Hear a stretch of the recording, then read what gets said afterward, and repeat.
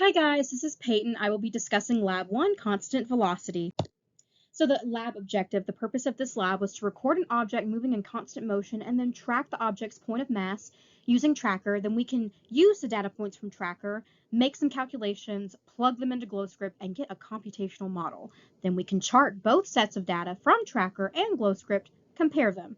And remember, in this scenario, velocity is constant and net force is 0.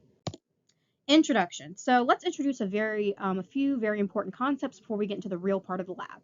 So what graphs are being used for this lab? So we are primarily analyzing position versus time graphs. So the x-axis is time, y-axis is position. Some relevant equations for this lab, since we're dealing with position, velocity, net force, and time, we're going to be needing the momentum update formula, the velocity update formula, and Newton's second law. And a quick preview, the results of this lab ended up being that both lines I plotted using my data from Tracker and GlowScript had slight deviations, but both did show that my object was moving at a constant rate, and later on I will explain the reasons for these deviations. So important equations. Here's Newton's second law, net force. We can use momentum concepts because we know momentum is mass times velocity over t right there.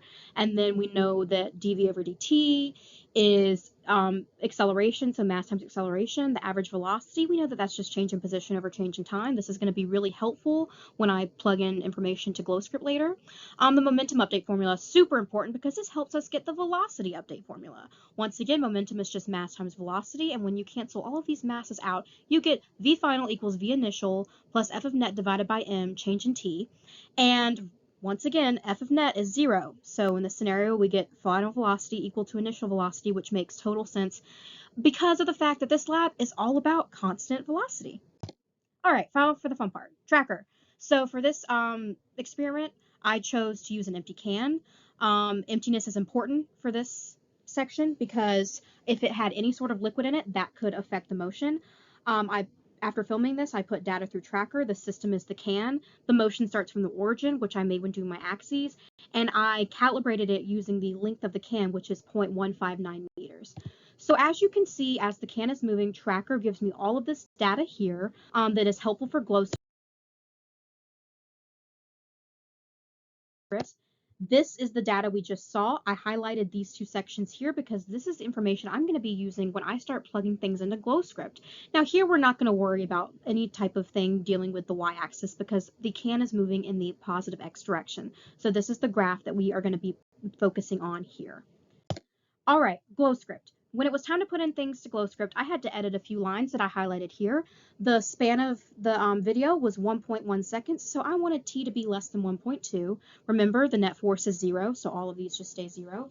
I had to put in some equations so that GlowScript could calculate certain things for me. So we have the position formula, velocity formula. And then down here, how I got this was those two sections I highlighted on the previous slide. I used the data points from there to calculate v of average. I got 0.606 meters per second. And so GlowScript data.